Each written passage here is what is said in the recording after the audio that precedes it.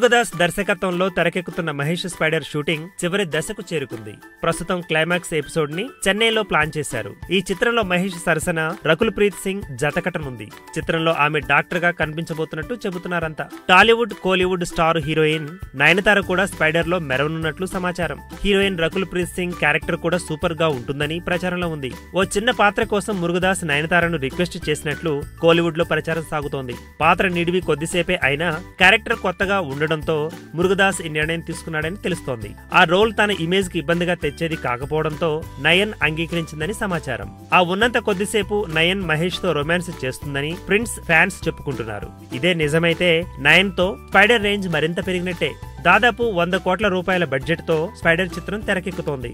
ఈ action thriller ని తెలుగు, తమిళ్లో రిలీజ్ చేయనున్నారు చిత్ర బృందం. హిందీలోకి డబ్ కానుంది. ఈ చిత్రానికి సంగీతం హారిస్ జయరాజ్, ఎన్వి ప్రసాద్, ఠాగూర్ మధు నిర్మాతలు.